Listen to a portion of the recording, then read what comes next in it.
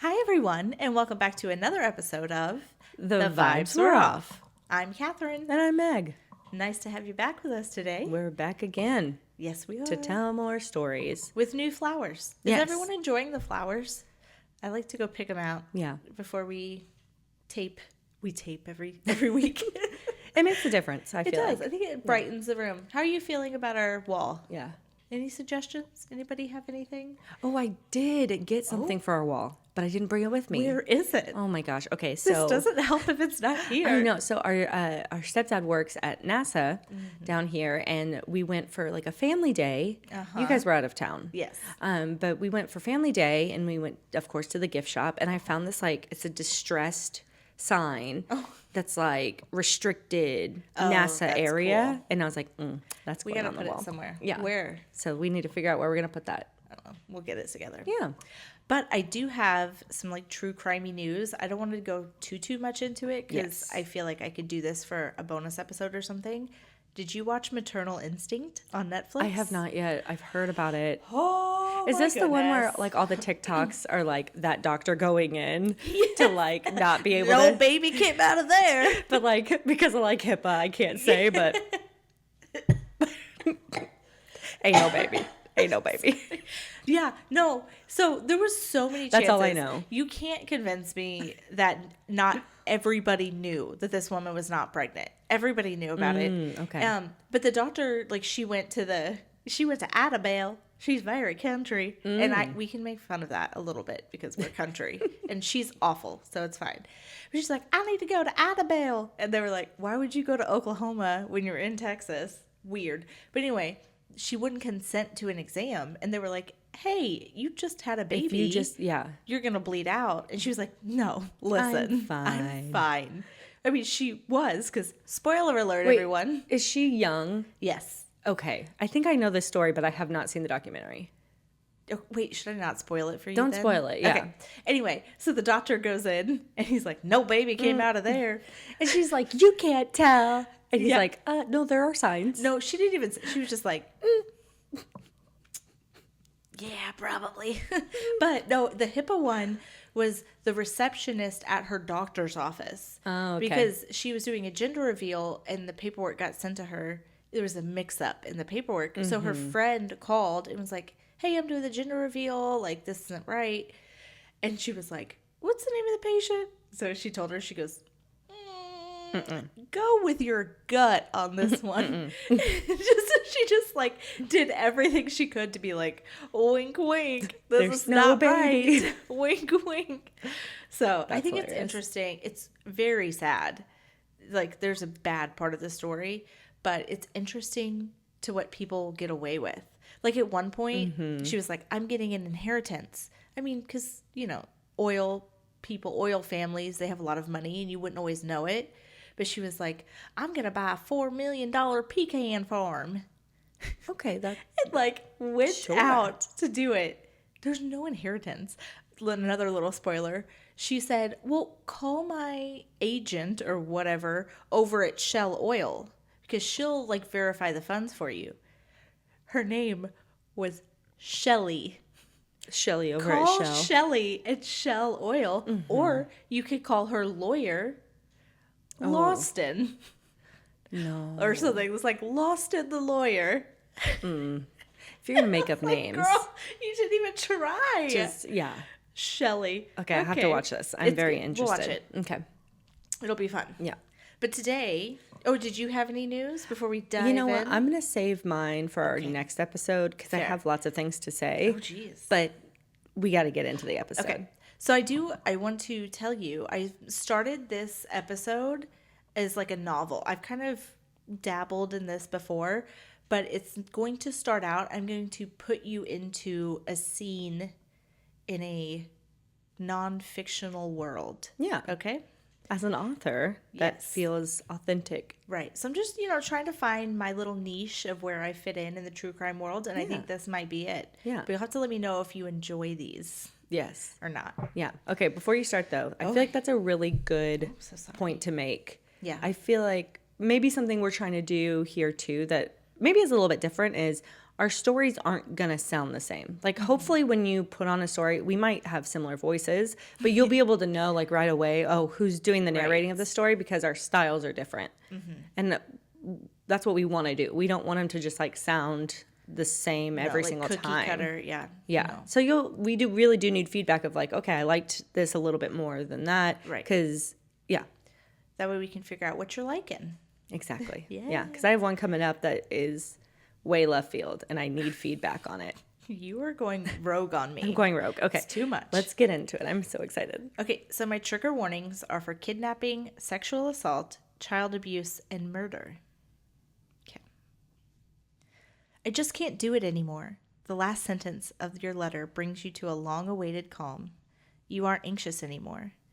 It feels freeing to get your final words down on paper. You fold the note twice and slip it into a pale pink envelope. You gently lick both edges of the tacky triangle and seal your words. On the front, you write, "To whom it may concern." You're not even sure who will find this, or if anyone will even care. Slipping your letter into your purse, you head out to your last shift working behind the counter at your local donut shop. Everyone is generally nice to you, but it takes so much effort to play along with them and pretend to be happy. There's no way to salvage this life, but maybe the next go-around will be better. You climb on your bicycle and get on the road.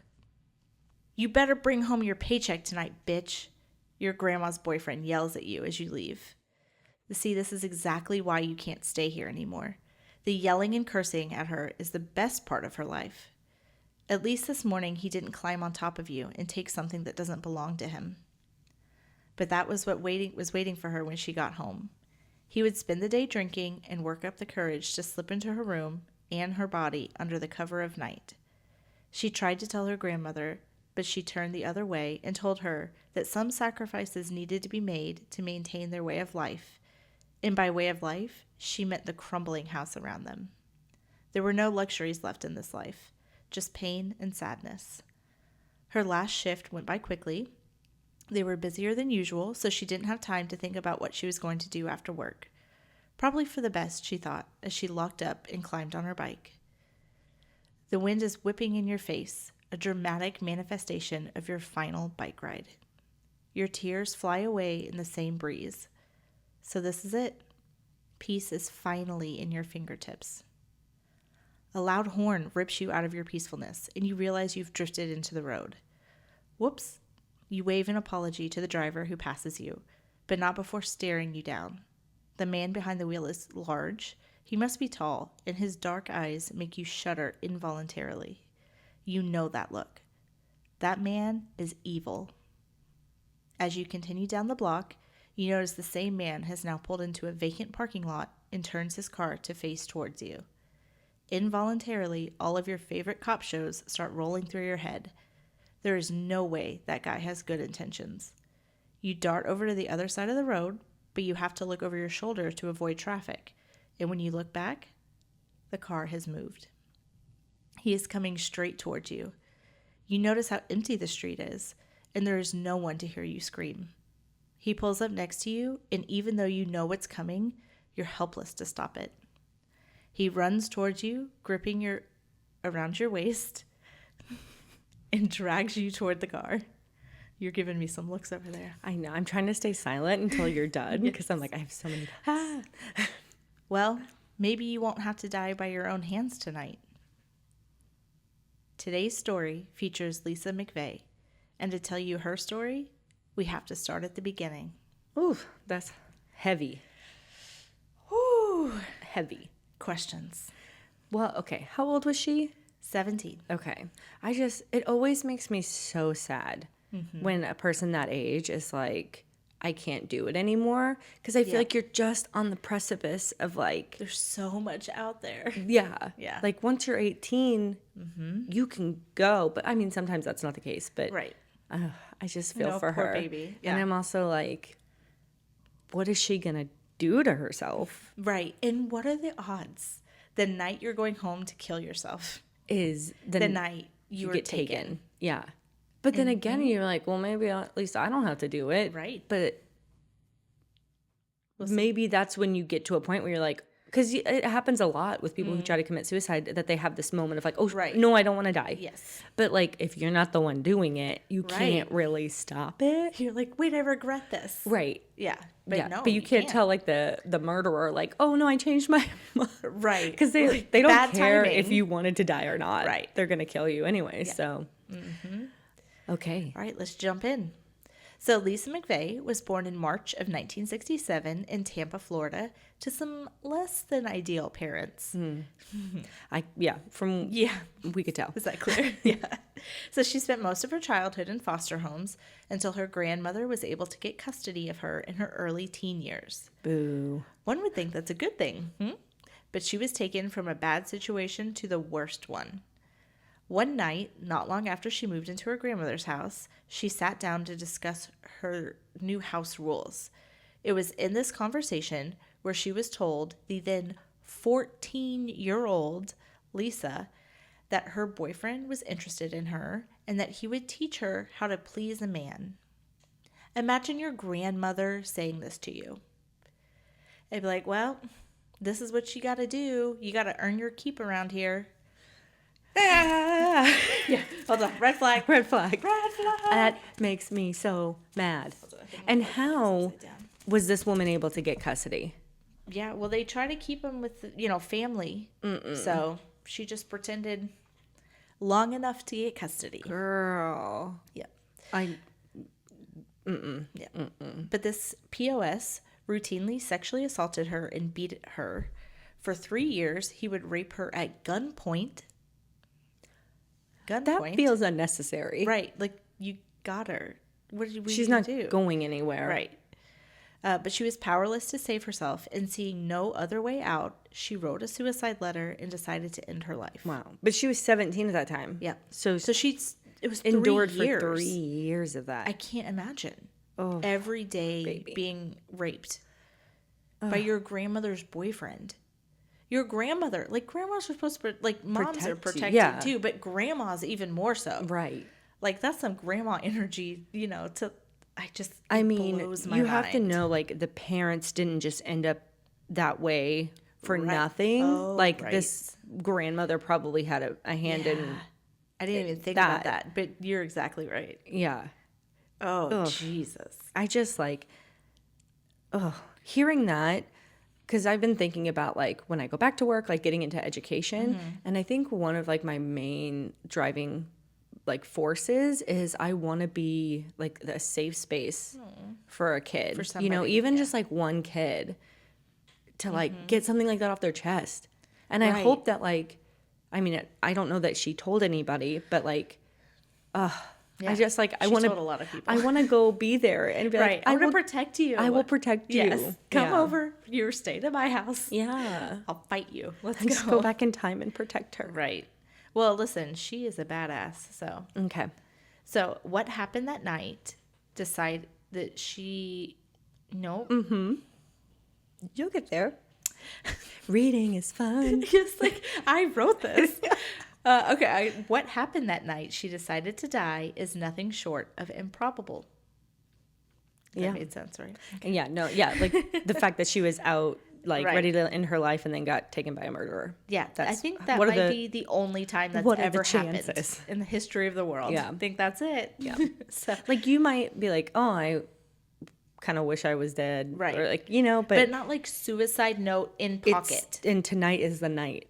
It was with her. And then, whoop. Right. Yep.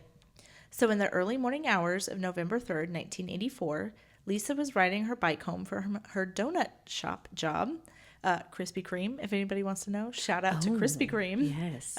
We love that. Love Krispy Kreme. When she was abducted off the street. She was drugged to her kidnapper's car where she was blindfolded, bound, and forced to remove her clothing, and then obviously brutally raped. After the initial assault, she was driven to another location. Incredibly, though, Lisa had the foresight to keep track of where her attacker was taking her. She counted stoplights and turns, Wow. hopeful that she would be able to make it out of the situation alive and be able to tell law enforcement what had happened to her. So she really did like the cop shows. Like, she watched them all Yeah. the time. She was like, I got it. I'm ready. I feel Dang. like she's like the first true crime girly. before we've had all this. For all the true crime. But like, you know how they have TikToks of Yeah. if I get kidnapped, like this is what I'm going to do. Right. But she knew that without all of the information that we have. It's kind of crazy that she immediately went into like fight mode. Right. Oh, she fights. So Yeah. that's amazing that she went from like, I can't teenager. live this life anymore to no, I'm getting out of this. So after what must have felt like an eternity, they arrived to a secondary location. She knew in the back of her head she was in big trouble. You know, like never take to the second location. Yeah. She knew that. But she was rolling with the literal punches. What else are you going to do? She was walked up a long set of stairs she counted and tucked away for when she got out. 33 stairs between her and her freedom. Her kidnapper pushed her naked body onto a bare mattress where she was assaulted again, but this time it was even more relentless. She endured a brutal, multi-hour assault. When her attacker was finally spent, he directed her to the bathroom. I hate that word. It's an accurate word, but I'm like, I know. Ugh. Well, like this was hours and hours and hours. So he forced her into the shower and to scrub herself. Not just a quick rinse off. He scrubbed her skin raw and washed her over and over again. So I'll tell you a little bit later, but this guy obviously has a history of this. Yeah, so this isn't his first time. 100% getting rid of all the evidence. Right. Mm-hmm. So when he was done, she asked for permission to use the toilet, trying to get a moment to herself. After quite a bit of begging, she was allowed to use the bathroom alone. Which, like, good on you, girl. Yeah. You'll also see she manipulates the heck out of this guy. Oh, good. Which we love. We love that for her. Like, I don't know how she did it. He doesn't even know how she did it. Like, he's like, I don't know, man. It was just crazy. But she did it. So as soon as the door closed, she ran over and locked it and began searching around for anything that could possibly help her escape. There were no windows, so climbing out was out. But she still looked around for anything else. There was no razor she could use, and the soap bottles wouldn't do enough damage to get out from him. So she did the next best thing in her mind. She began carefully touching all of the smooth surfaces, making sure to get her full fingerprints on as many of them as she could. That's so smart. She literally went and did like, and like rolled her fingerprints on places that aren't like obvious to wipe down. Exactly. Like everywhere. She was like, the ceiling. You're going to know I was here. Yeah. She did it everywhere. Ooh. She also ran her fingers through her hair and pulled out a few strands Just from the root and placed them in a few places she hoped he wouldn't notice. I like it. Like, she's like, you might get me. You might kill me, but they're going to know I was here. They're going to, they're going to know it was you. So her attacker came to the door and started banging on it and yelling at her to come out. So her time was up. But she hoped it would be enough to prove that she was there. Over the next 26 hours or so, 26 hours, she was repeatedly assaulted and beaten by her kidnapper. He would alternate between being brutal to her and showing a more gentle side. It was when the softer side of him appeared that Lisa moved to dissuade him from killing her. She offered herself to him and complimented him frequently. She even suggested they could be together in the real world as boyfriend, if he would untie her. And it was working. He was like, well, maybe. Because men are stupid. And sorry if you're a guy and you listen to this. Not you. You're great. You're perfect. But they'll just believe anything. It's like, we could be together. Just let go of me. They're real dumb. Like, look how good we are together. You see how good we are together. We could be like that, but you could take me out to dinners and stuff. Right. Actually, he was like, well, shit, maybe. I'm like super attracted to you, old man. Right. And like, let's do it. Don't even worry about the rape for the past day. Right. I kind of enjoyed it. Let's keep this thing going. Let's just keep role playing. Let me go walk down the 33 stairs and I'll be right back. I'll come back. I'll be right back. Yeah. That has worked in other stories that we've told already. That was your house of horrors. Yeah. Be like, don't follow me. I'm just going to go. I'm going to go see my family real quick. I'll be right back. Beep, beep, beep, beep. And then when he got caught, he is like, I can't believe it. How did you do that to me? Oh my God. Stupid. So it was working. So she actually offered herself to him, like she's doing what she has to do to survive. 100%. Yeah. And it was going real good for her. Right up until the local news station picked up on the news of her disappearance, and he learned that she was just 17 years old. So he insisted that he wasn't a pervert, and that this couldn't work. He's like, "Oh, I didn't know you were underage. Like, that ruins everything. I ain't no pervert." Right. But then he did rape her right after that. Sir, you picked up a girl on a bike. Right. You have no idea. It's not like you were going after somebody at a bar. Right. And you were like, come on. Yeah, but his fantasy that she had worked so hard to build up in his head, he was like, well, that doesn't work now because she's a child. I'd be like, baby, I'm going to be 18 real soon. Right. Just don't even worry about it. Don't even worry about it. Don't even worry about it. Age is just a number. Right. Ugh. Sorry. It's sad as women that we have to just be ready to do what we have to do. To survive. Yeah, 100%. Crazy. And that it comes naturally to us. That we're both like, yeah, no, I get that. I would do that. Right. Yeah. Oh, it's gross. Gross. The world is crazy. Mm-hmm. But Lisa was worried that their time together was coming to an end, so she tried desperately to appeal to his human side. Yeah. When the couple thing didn't work, she told him that she was the caregiver for her sickly father and that he would die if she wasn't released to help him. Which, again, snaps for Pretty Lisa. Smart. Yeah. Like, you're like, I have a sick dad to go take care of. I don't know if she's ever met her dad. Right. But she knew she had to play to his, like, fatherly side. Hopefully whatever he doesn't care about women. Right. But Humanity maybe he'll care about this, makeup man. Right. That when you have to give a good enough excuse as to why, like, you won't tell anybody if he lets you go. Yeah. You have to make them believe that. Exactly. For whatever reason, this was the thing that broke through the murderous haze of her attacker. He decided that she would be allowed to return home to take care of her father. Yeah. Which, like, nothing else worked. But I don't really care if you live or die. Fake man that she's going to go take care of. Sure. Go ahead. Okay. Yeah. We'll let you go. That tracks. Yeah. So obviously she wasn't allowed to tell anybody what happened over the last day, and she needed to fully cooperate with him. Those were the rules of her surrender. She was like, whatever. Got you. Right. I don't want to die. Yep. So she was then driven around town in circles until her kidnapper found the right spot. She was walked through a park and left at the base of a large tree. Okay. Which, like, we love the trees. I'm just like, you got to be thinking, though, like, he's not really letting me go. Oh, 100%. You're like, this is it. Ugh. But at least she was thinking, like, I'll be outside, so somebody will find me. Right. That's true. So she was instructed to remain there, blindfolded, for 5 minutes before she was able to move. Mm-hmm. I'll stay here for 10. Right. Which, 1 Mississippi? 2 Mississippi? Yeah, I got you. But incredibly, her attacker was true to his word and left her under that tree. That's an anomaly. Right. Well, she is an anomaly. Yeah. Like, because he, spoiler alert, he gets caught. He was like, I don't know why I let her go. He's like, she must be a witch. Right. And she, you know what? How about we change this trial because she a witch. Let's burn her at the stake. Yeah, she did this. Because she did some voodoo. I don't know how she got me to let her go. Really? Well, because he like tries to blame her. Yeah, 100%. Yeah. Well, because he's pissed because he's killed women before her and he's going to kill women after her. So there is no reason why this man should have let her go. So it takes a while, though, for them to get him. Yeah. Because he's You'll able. See. Okay. But I won't jump ahead. This 17-year-old girl talked her way into saving her own life.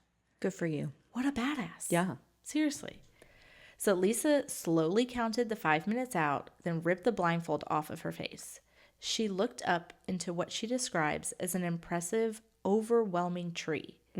It's very fitting that she was left at the base of that tree because she felt renewed. Yeah. Well, I got to say, like, for somebody, she was ready to end her own life. Yep. You got to believe that, like, I'm here for a reason. There is a reason. Yeah. Oh, yeah. Like, that's it. God you have a purpose. is looking out for you. And he's like, I'm not done with you yet. Yeah. Just give it a few minutes. Yeah. And but there really is something to be said of touching grass and standing under a tree. Mm-hmm. It's just renewing. Yeah. She would later say that she knew she was going to be okay in that moment and that she was grateful for her upbringing because all of those bad situations allowed her to survive the worst 26 hours of her life. I was going to say that too. It's like, It was just another day. Like, it was awful. Right. But it was another day. Like, a different person probably would have, like, begged and, like, cried and agitated him more. Right. Whereas she just knew, went with it. she had a gun pointed to her head on multiple times. And she's like, I 3 know years. that I need to diffuse the situation. So she was, like, an expert already. Right. In that exact situation. Yep. Which is awful. But she survived. yeah. So she was abducted mere minutes before she ended her own life and dropped off a survivor that would do anything to live another day. I love this story. It's so great. Like, this man is a piece of trash. Yes. But, like, this event She's amazing. saved her life. Mm-hmm. Yeah, 100%. Yeah, she would have gone home and killed herself. What a wild world. Yeah. Mm-hmm. Okay. Exactly. Let's keep going. So Lisa didn't waste another second. She ran as fast as she could towards the street. Once she was there, she recognized where she was. Incredibly, he dropped her off near her house and booked it towards her grandmother's house. Well, he didn't want her to have to, walk too far to her sick dad. Oh, yes. I didn't know why that didn't even click in my brain, but that's exactly what it is. Like, I don't get it, but okay. But she was terrified that her attacker would be waiting for her. Right, to follow her or something. So she ducked behind cars and took as many turns as she could. Little did she know, she was right. Her kidnapper was having second thoughts and was desperately searching the streets for her. He was like, shit. And I didn't mean to let her go. Want him to know where you live. No. But she was like ducking behind cars, moving it. Didn't see her. So good for her. She's smart. amazing. Again, smart. Because your first instinct is like, I'm panicked. I want to run right home. Right. In the middle of the street. But she was like, again, no. Home is not really a great place for her either. So she's probably like, that's not a sanctuary for me. Mm-hmm. Let me worry about me. Yeah. Well, this next part's really going to piss you off. Okay. I'm so sorry in advance. But you know that her grandmother and partner are pieces of shit. I'm like, don't go back there. She did, though. Don't go to... Well, because I guess better than a serial killer? Well, yes. I guess. Okay. I need to hear where it goes. Yeah. Yeah, before I get too mad. Thankfully, she made it to her grandmother's porch. She threw open the door and barricaded herself inside. Unfortunately, she immediately told her grandmother and her boyfriend what happened to her. I know it's going to come as a shock, but they didn't believe her. Wow, shocker. I know. Whoa. Honestly, they probably didn't even listen to her. They're just like in their minds pissed off that she's been gone for a whole day. Yeah, well, because she was supposed to come home with her paycheck. Right. She had bills to pay. Right. You're just making up a story as to why you don't have your paycheck and why you've been gone for a day. They were convinced that she had just run away and was now making up a story to avoid punishment. No matter that she was beaten and bruised, and partially naked, her grandmother and her partner took this as an opportunity to tell her what a horrible liar she was, and unbelievably, they interrogated her and beat her for 5 hours. Girl, nah, you go. 5 hours. You didn't just go through all of that. You survived it. To come back to this. Now you go, punch, run to the police. Sure. Oh, what? You're okay. That's not going to help her. I'm so sorry. I'm so sorry.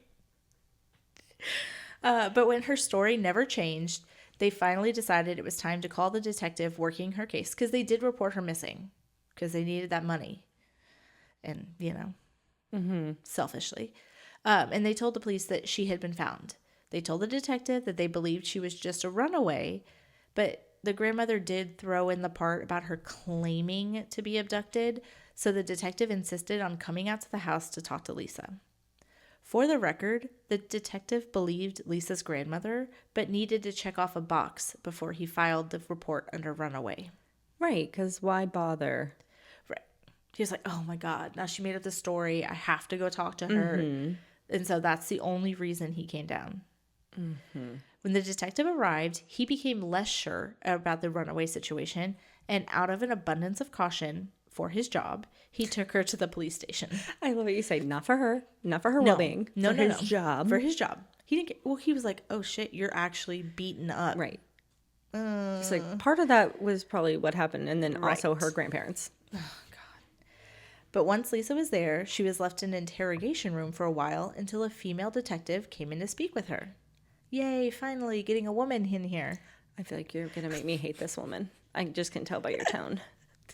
I'm not even going to get excited. Yeah. So she listened to what Lisa had to say and then went to go get another colleague of hers. You see, this woman detective didn't believe Lisa either. She thought that Lisa's memory was too good and found her story too unbelievable. Because she was like, we took a right on this street, we stopped over here, we took a right, I went up 33 stairs. She was like, I got it. Here's silver platter. Here's all the information. And she's like, you're only 17. There's no way you would remember all of this. Isn't this like, yeah, okay, listen. It's a double-edged sword, right? Because sometimes too much detail is like, nah, you lying. Mm-hmm. But like sometimes a traumatic event, you're like, no, I'm going to remember everything. Locked in.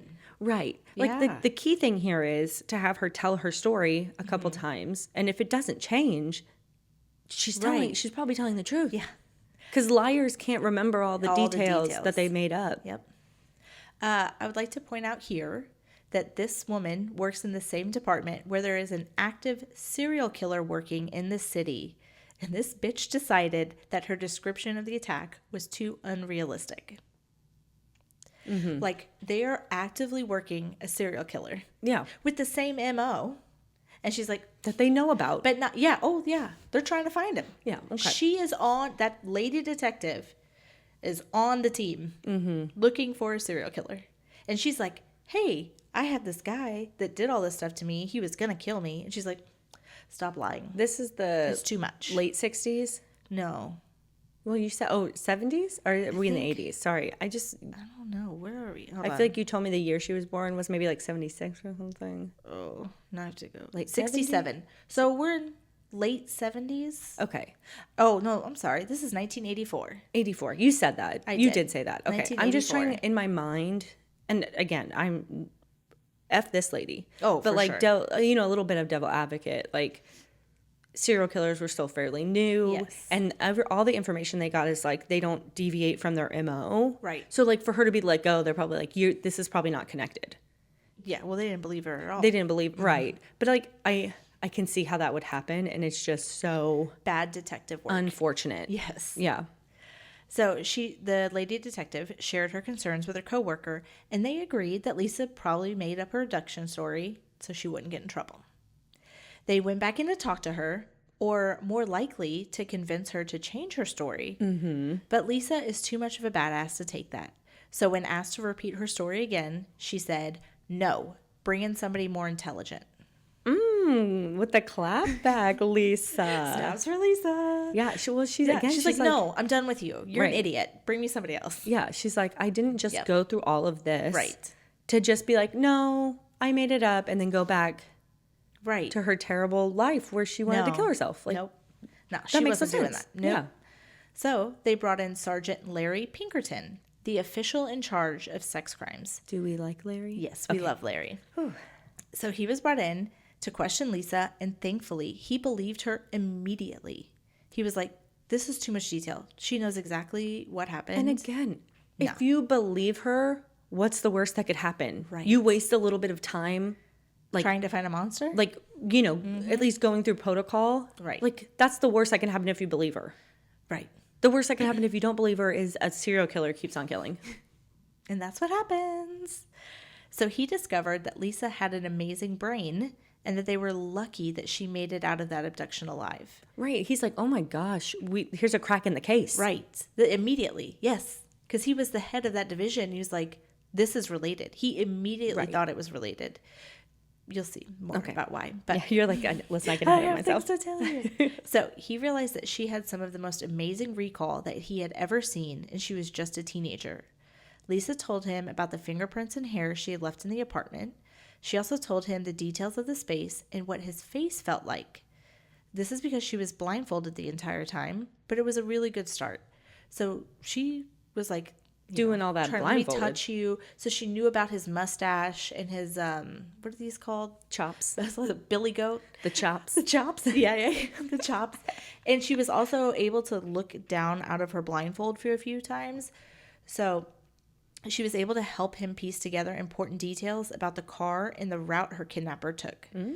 She detailed that she saw a Magnum emblem on the dashboard and that the car had red carpet and white seats. That's The super second helpful. she said red carpet is when he believed her. Because that connected to something they already knew. That connected their serial killer. Yeah. He was like, oh, shit. Yeah. We got it. This is helpful. Yes. So Sergeant Pinkerton took her seriously and put a bolo out for the vehicle and went back to do some digging about other possibly related crimes. After a quick search, he determined the pattern and called the FBI. Thanks to Lisa, they had found the serial killer they had been hunting for the past 8 months. Yes. Lisa cracked the case. Good for her. A 17-year-old victim of heinous abuse cracked this case. We love that. So now we have to talk about the POS, Bobby Joe Long. Okay. Bobby Joe. Okay.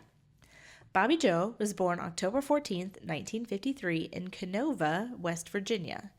He was born with an extra X chromosome, also known as Klinefelter syndrome, which resulted in excess estrogen production. He underwent a breast reduction in his teen years and was relentlessly bullied in school. And sleeping in his mother's bed until he was a late teenager probably didn't help with that. Yeah. Mom, come on. He's not doing well. Well, he's got that extra X chromosome, so he's a little bit more sensitive and bullied. But I don't know if sleeping with your mommy until you're help. an adult helps that situation. But I also wanted to tell you that he sustained multiple severe head and brain injuries as a child and young man, because we know that's a sign of, serial killer. Yeah. So he was somehow detached from his mother's ass. Somehow. I forgot. You're like making yourself laugh. That was detached from her ass. And married. Thank you, everyone. Thank you. Thank you. Thank you. I'll be here all week. Claps for Kathryn. He got married his high school girlfriend in 1974 and went on to have 2 children with her before she filed for divorce in 1980, citing severe domestic and sexual abuse as the reason. Yeah. So he has been wrong forever. He's just bad. He's bad news bears. So Bobby Joe packed up and abandoned his 2 children, absolutely for the best, and moved to Tampa Bay, Florida in 1983. Okay. He immediately began kidnapping and brutally raping women as soon as he got there. Yeah. Because now he's mad at all women. Yeah. His wife divorced him. Women are the problem. Mm-hmm. You got to hurt him. He's got mommy issues. Yes. Yeah. Oh, yeah. Yeah. And now he's somewhere that, people don't know him. Right. So. Yep. He would abduct women at knife point and then hold them captive for many hours before letting them go. But soon that wasn't enough for him, and he began to escalate. Yeah. It wouldn't do to leave them alive anymore, because he was now on the local law enforcement's radar. Right. You can only rape so many people. Yeah. Before they're like, hey, right. You got to come with us. And they will tell you, oh, no, I won't tell anybody. Mm-hmm. But yeah, they're gonna somebody's going to say something. Yep. Well, hopefully. It was many women. Yeah. It wasn't just 1 or 2. It was every woman he could find. On March 27th, 1984, while on probation for his various rapes, he abducted 20-year-old artist Ann Wick while she was hitchhiking from Gas City, Indiana to Tampa, Florida to be with her fiancé. Oh, my gosh. So Bobby Joe Long raped and strangled her before dumping her body in a rural area. Now, she wasn't found until November 22nd, 1984, when her skeletal remains were discovered. But she wouldn't be identified until long after Bobby's arrest. So they did not know this was his first victim. Yeah. He then killed Wen T. Lana Long, who was 19. She was killed on May 13th, 1984. So I'm trying to get the timeline right. So his first was in March 27th. This is May. So we're 2 months apart. Yeah. It didn't last long. No. She was born in Laos and had immigrated only a year earlier to be with her boyfriend. She was enrolled at the University of South Florida to study art and cinema. She was found the same day she was murdered by 2 boys playing in a vacant field near a highway overpass. Her nude body was facing down and posed provocatively. The rope used to strangle her was still around her neck. Oh my gosh. Michelle Denise Sims was 22, and she was killed on May 27th, 1984. So same month. Yeah. We're Wow. only 14 days apart now. So he is escalating Quickly. dangerously. So she was a former beauty pageant contestant and worked as a receptionist at a massage parlor. Long abducted, raped, and murdered her by slashing her throat. She was found the same day in a wooded area near an interstate overpass, bound and naked. So they're like, uh-oh, that's 2 that they know of so far. Right. They're like, serial killer. Mm-hmm. Then on June 8th, 1984, so we're 11 days now, 22-year-old Elizabeth Ludenbach was murdered. She was working in a manufacturing plant, and her family and friends described her as quiet and said that she enjoyed being by the water and reading a book. Like, what an angel. She just wants to read. She went out for a walk and was never seen alive again. She was found 2 weeks later in an orange grove in advanced stages of decomposition. She was found fully clothed, unbound, and had no obvious signs of trauma. Interesting. Well, they had put a pattern together, so they were on the news being like, look out for this. Right. So he was like, Oh, he changed it up. Changed it up. He changed it up so much, the police leaned hard on her boyfriend, who they thought had killed her. Yeah. Which, I get it. It's usually not a stranger. Right. So, I get it. But, like, gross that he was smart enough to think about that. Right. And be like, I have to change it up. They're starting to catch on. Yeah. But it wasn't till FBI analysts found the same red fibers on her body that they linked her to the serial killer. The red fibers.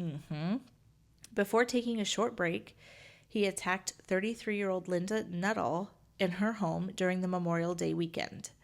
She had placed an ad in the paper to sell some furniture, and Long showed up under the false pretense of buying. He violently raped and beat her, but miraculously, he left her alive. Well, he probably thought he killed her. Well, police would theorize later she was spared due to her 2 small children being in the home where she was attacked. Oh, okay. Yeah, he came to her house, and her kids were in the house. So, you got enough conscience to, like, not kill her, but you still... Raped her. Yeah, in front of her kids. Right. Yeah. But this attack helped earn him the dumbest moniker I've ever heard. The classified ad rapist. That was just the one, though. That's not, like... Just the one? What he did. Okay. Okay. But I was like, whatever. But after this, he escalated very quickly because I'm sure he was upset about not being able to kill her. Mm-hmm. So, on September 7th, 1984, 21-year-old Victoria Marie, or Vicky, Elliott was killed. She was a hotel coffee shop employee who had moved to Florida to be close to family. Tragically, at the time of her abduction, she had just bought an airline ticket back to her hometown of Michigan to study to be a paramedic. So people probably didn't notice right away that she was missing. Her manager reported her missing immediately. Oh, that's She was supposed to work. I think she had a couple days left. Okay.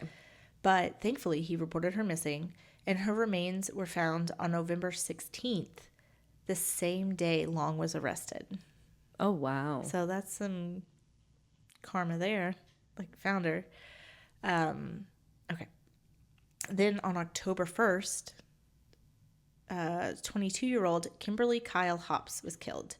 She was born in Ohio and moved to Florida to dance. She went by Sugar, which I love that. Like, get it, girl. Like, get your money. And she disappeared on a walk as soon as her friends left her side. So she was found 30 days later on Halloween. I don't like in that. an isolated area just north of Tampa. I don't know. That makes me so nervous because you're like, it's a prop, 100%. Right. Whoever found her was like, that's not real. And then they got closer, and then they were like, oh, no. Yeah. Hate that. So October 7th, 1984, 18-year-old Chanel Devon Williams was killed. She was described as a loving soul with a great sense of humor. She moved to Tampa just a month earlier to live with her friends.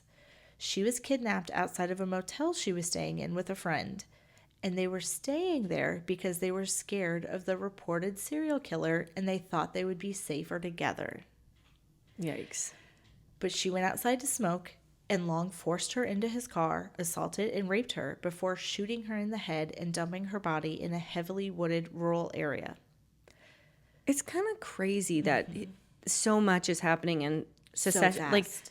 he can't have been that careful. Like, how is he not getting caught? Like, snatching one of them, or like, I'm sure like maybe they've got like little pieces of information. Yes. But it's kind of crazy that he is able to do so much in such little time. It's crazy. It's also kind of weird that like a lot of these girls are like had just moved Yes. to Florida. Right. Like, what a weird coincidence. But it probably was the places that he was frequenting. Well, he targeted like sex workers. Mm-hmm. So they moved there. They were just trying to make some money, and some of them were. Yeah. So her body was found 8 days later with the same red fibers as the other victims. So they knew, like, he tried to change it up, but they all had the same red fibers. So they were like, okay, we're on to you. We know that you're doing, because, like, the ways he murdered them were almost all different. Right. But, the red fibers are all the same. Interesting. On October 14th, so now we're one a week. We're one a week. 28-year-old Karen Beth Dinsfried, or Dinsfriend, maybe, was killed. She loved animals and was a dedicated mother to her daughter. Karen vanished on October 14th, 1984, after Long intercepted her late at night, forced her into his Dodge Magnum, and drove her to a secluded location. He bound her wrists, raped her, and then brutally bludgeoned and strangled her to death. On October 15th, just hours after her murder, a passerby discovered her nude body dumped in a culvert along a rural, unpaved road near Interstate 4 in eastern Hillsborough County. The same red fibers were on her body. Mm-hmm. Lisa was abducted on November 3rd. So this is the next in the succession that we're going. That was October 14th. Lisa was abducted November 3rd, and then she was held for 26 hours. Then November 6th, 1984, 18-year-old Virginia Lee Johnson was killed. Virginia was last seen alive on October 15th, 1984, when she visited a local health clinic for a medical appointment. Her friend officially reported her missing shortly after. On November 6th, 1984, 2 female horseback riders discovered her body near a road in Zephyrhills, Florida. So we don't know if she was taken before. She might have probably been was taken before, but wasn't found until later. Until after. Yeah. So she was found November 6th. So she was found 3 days after Lisa was released. Okay. I was like, yeah, this timeline is crazy. Yeah. Well, and it's hard because like they can estimate a time of death, Right. But especially if it's like out there, it's hard to know exactly when he took them. Yep. So then we have 21-year-old Kimberly Marie Swan. She was a mother, and her family described her as brave and adventurous. In an extraordinary coincidence, she and her sister Tammy went through their pregnancies together and gave birth to their children on the exact same day. That's so cute. Like the same day. The same day. That's wild. I love that. You're like, oh, I'm side-eyeing her over here. Wink, wouldn't that be so much fun? But on November 12th, 1984, Swan vanished from Tampa. Long intercepted her, forced her into his Dodge Magnum, and drove her to a secluded area where he raped and strangled her.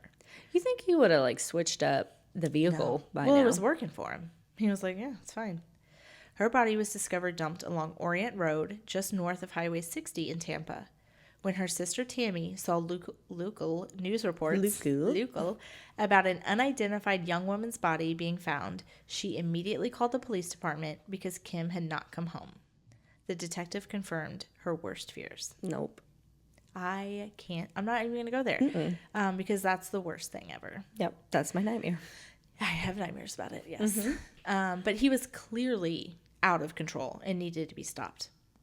But thanks to Lisa's heroic recall and the work of many, many law enforcement agencies, he was arrested on November 13th, 1984. Oh, good. Okay. Yes. So not like that long after. It didn't take him that long. It's only 10 days after she was taken. Yeah, but he still got at least one after he let her go. At least two, maybe Well, three. they found a body. Well, no, there was two. Okay. Yeah. Kimberly, Virginia. At this Yeah, point, Kimberly, it's Virginia. crazy. Who knows? Yeah. Oof. So Lisa told the detectives that she was taken to an ATM. So they went to the bank around the time she told them, and they had a name. So that was part of her, like, memory of, because when he was driving her in circles, he stopped at an ATM. What an idiot. Oh, for sure. Yeah. Well, he thought she was just going to be chill and go take care of her dad, and, like, I won't say anything. Don't worry. And you know what, though? He probably had killed so many women that he wasn't even thinking about the routine or, like, I mean, he blindfolded her, but he probably wasn't thinking about her being able to identify him, especially in that moment, because in his mind, he probably was going to kill her. Right. And then in the split second, he decided to let her go. He's not thinking about... Oh, she can track me back. Right. Yeah. Yep. What an idiot. Yep. So Robert Joe Long was their suspect. Turns out he was also wanted in 3 Tampa Bay jurisdictions for various crimes. So shocking. He was wanted this whole time he's out murdering. Right. But investigators were comparing forensic evidence. Along that was clothing, carpet fibers, semen, ligature marks, and rope knots. The walls were closing in on old Bobby Joe. Bobby Joe. So a patrolman noticed Bobby's 1978 maroon Dodge Magnum and followed him back to his apartment over a shopping center. 33 steps. Also, why did he take her home? Right. Well, he intended to kill her. I know, but that still. Yeah, he's done. I wonder if he did that with all of them. Well, he'd like to keep them. Yeah, so I'm sure he did. Mm-hmm. So a team was put together, and he was quickly arrested without incident in front of a movie theater for added flair of drama. Yes. So he was brought back to the police station where he was questioned by detectives. He initially answered their questions and signed a Miranda waiver and confessed to the crimes concerning Lisa. He believed that he was only being accused of her abduction and rape. He's like, oh, well, she turned me in. Sorry about that. My bad. Yeah, I did do that. He thought better to, like, just right. get out of here before like, this is all they know about. Exactly. But, like, in doing so, you connect yourself to all the other ones. Uh-huh. But when they began to ask about the other women, he responded to them by saying, quote, I'd rather not answer that, unquote, to every question. Okay. Sure, buddy. I bet you wouldn't. You probably shouldn't have started talking to begin with if you, I mean, he's an idiot. So the detectives left and then came back a little. They were letting him, like, sweat it out a little bit. So when they came back, they were a little bit more pushy, and he responded saying, quote, the complexion of things sure have changed since you came back in this room. I think I need an attorney. Oh, yeah. Yeah. You're I think you do. Oh, this has changed a little bit. I thought we were just here for one rape and kidnapping, but you throw in murder in here. Let me have an attorney. Oh, my gosh. Unfortunately for everybody, his request was ignored, and the detectives continued to interrogate Long. Not good detective work, friends. Why? Yes. Yeah, because he confessed to murdering 8 women in Hillsborough and Pasco County. Because he knew. He asked for a lawyer, and you didn't ignored him. give it to him. And so he's like, okay, well, I'm going to say it all now. Right. Because then you can't use it. Mm-hmm. Even if later I have a lawyer. Right. You can't use this. So his confession was thrown out due in part to his request for an attorney being denied. But don't worry, there's an upside to this. Mm-hmm. So he knew they had him on Lisa's abduction and rape and a lot of other things. So he took a plea deal. Don't piss me off. Like, okay. No, this is fine. No, this is good. Okay. Don't worry, you're fine. Like, don't if you he gets 5 years, I'm out of here. So on September 24th, 1985, he pled guilty to 8 homicides because he was like, let me just wrap this up. So strange. Well, they had evidence too. And this is a year later. So I'm sure they like, we have the red fibers. We have all of this. You might want to take a plea deal. Like his confession was thrown out, but they didn't need it. At that point. Right. Yeah. So he had the 8 homicides, the abduction and rape of Lisa McVey. He received 26 life sentences without the possibility of parole. And that was the plea deal? That was the plea. Well, at least it's not death, right? Damn. Well, he got life sentences for each rape, each murder, each count of whatever. More. More. So 24 of these life sentences were to run concurrently and 2 were to run consecutively. He was also given 7 life sentences with the possibility of parole after 25 years.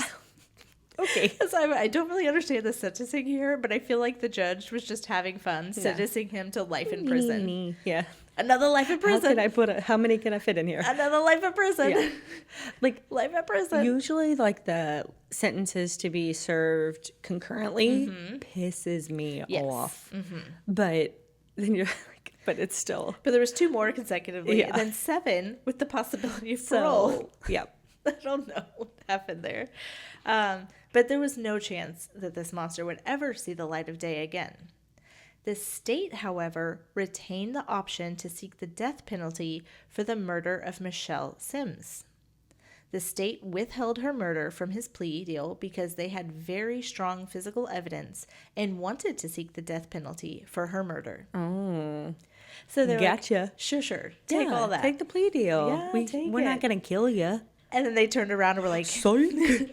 murder trial. Psych. Yeah, you idiot.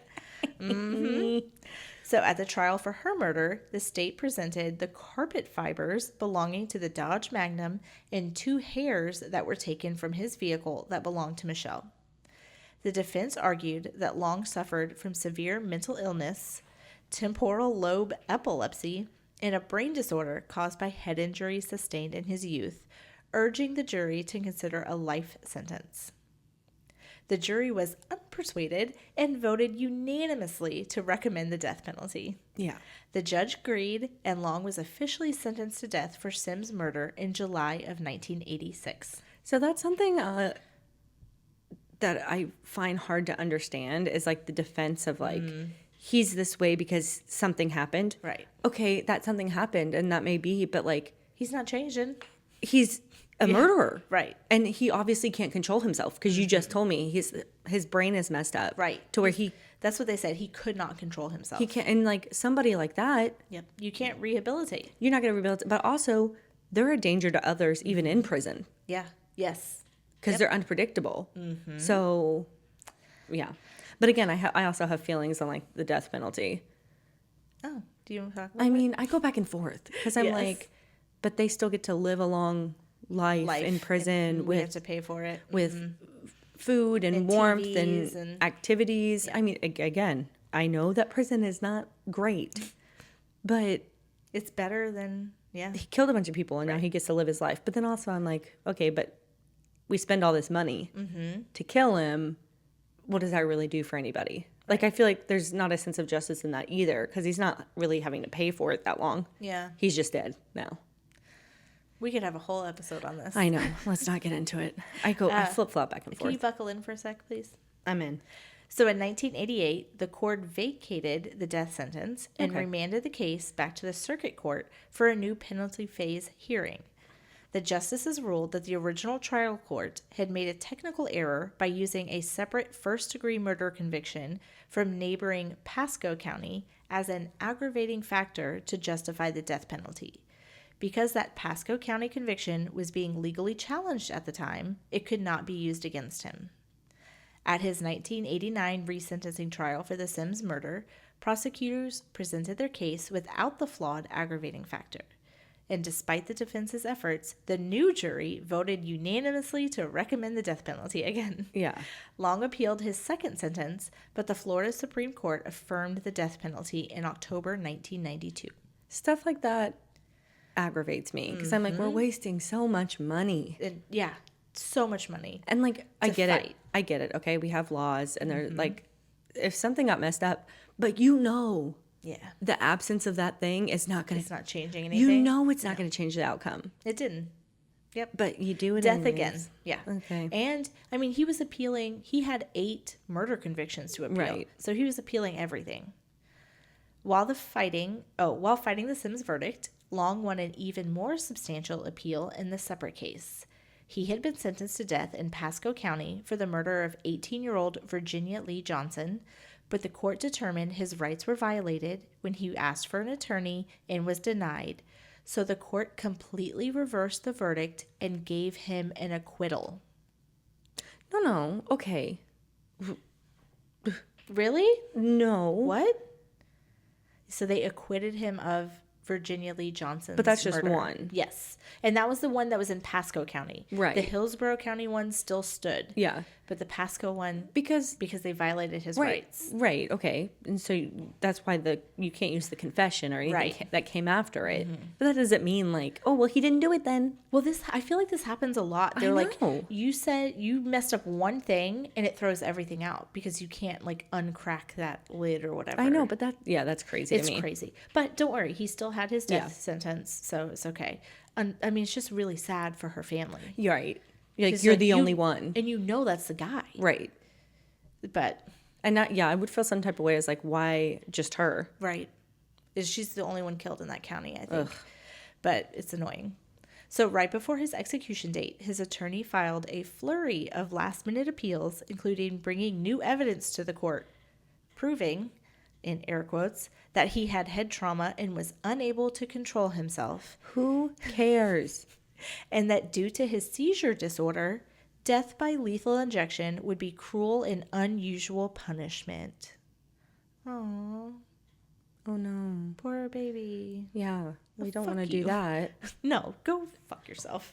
Ugh. Cruel and unusual punishment would be being strangled to death, Right. or having your throat slit, or being And shot in the raped. head. That's cruel and unusual punishment. Right. The audacity. Again, But you can't do that to defense me. lawyers, I understand they have to exist. I just don't understand how you sleep at night. Yeah. I don't get it. So crazy. On April 23rd, 2019, Florida Governor Ron DeSantis signed Long's death warrant, his first since taking office in January of 2019. All of his last-minute appeals were all denied. In the morning of May 23rd, 2019, he had roast beef, bacon, French fries, and a soda before being led into the death chamber. What a meal. You know what I thought of? And it's obvious that I have a baby, but like my immediate thought was like, this little piggy had roast beef.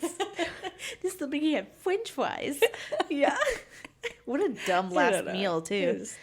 No, he's the worst. Yeah.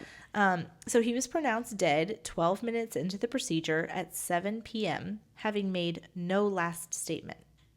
Yeah, why would he? Because he's a POS. He's not sorry about anything he did, so... So more than 24 people were there to watch his execution. All were victims of his and their families. He had no personal visitors the day that he died. Died alone. Good. How you like that? As it should be. In the front row. Front row? I'm sorry. The front row was Linda and Kevin Nuttall. That's the woman he raped in front of her 2 children. And Lisa McVey, who made sure she was in the front row so she could make eye contact with him to show him that he didn't win. She even made an outfit for the day. Oh. She handmade a t-shirt that said, long ... overdue. I love it for her. We love Lisa. Yes. I would do And you know... everything to meet Lisa. You know that pissed him off. Oh, yeah. She's just like... her in general, right? Because that's how he got caught. Oh, Yeah. yes. I love that. I love She's that the so best. much. So the other 20-plus people were family members of the murdered women who wore T-shirts as well. And it had a picture of the 10 murdered women on the front. And on the back, it says, the ones that matter. Yeah. So law enforcement and media outlets were also present. As for Lisa, in 1995, she began working for the Hillsborough Parks and Rec Department in 1999. Good for her. Until 1999, excuse me. And that was until she reported a break-in at the office, and she transferred to the sheriff's department after the responding officer told her, "You've got the attitude to be a cop. Ever thought of that?" I feel like I forget the guy's name who took her seriously. Yeah, Pinkerton. Pinkerton should have told her that. Yeah. I was going to say that earlier. Why did he was not like, let's put you through the academy right now? You seem really good at this. Yes. And she was. So she served as a dispatcher and a reserve deputy, and then went through the academy in 2004. And she was deputized that year. She worked in the same department that captured her attacker. And if that's not a full circle moment, I don't know what is. Amazing. She's amazing. It is sweet, sweet justice. And she also worked as a middle school resource officer, and she teaches children survival techniques. I love that. Because she's an angel all the way through. Lisa. Like, what a badass. Stan. She's the best. Yeah. Lisa is our survivor of the week. I love her. So, yeah. Did you like the story? I did like it. Yes. That was a good one. Okay, I don't know if it's like easy for you, but are you able to like go back through and just kind of like, can we talk about the women? Oh, like, yes. one more time? Yeah, just yeah. like, I'd like to end that way instead of on like him. I know we talked about Lisa a lot there at the end, and that's wonderful, but just like in remembrance of. Yep. So his first victim was artist Anne Wick. She was 20 years old. Then Lana Long was 19. Michelle Denise Sims was 22. Elizabeth Ludenbach was 22. And I will say a lot of these families were so invested in getting justice for their loved ones. Mm-hmm. Like, they were the ones, filing appeals, starting things, like making sure that this man paid for what he needed to pay for. Pushing the prosecution to do their job. Exactly. Yeah, like, hold on. I wrote it down. There was a few families. Vicki Elliott, her family was involved in the court cases, and her brother took up a letter writing campaign to the governor of Florida advocating for the death penalty for Long. Good for him. So he was like, yeah, you killed my sister. You're going down. And then Kimberly Hops was 22. Chanel Williams was 18. And Chanel Williams' family was really involved too. They fought for 35 years to get their loved one justice. That's insane. Mm-hmm. Karen Dinsfried was 28. She's the one, she also had a baby. Mm-hmm. And her family was steadfast in getting her justice too. Virginia Johnson, who was 18. This is the one they overturned due to the Miranda issue. But her family was very involved too. She was only 18. She's just a baby. Kimberly Swan was 21.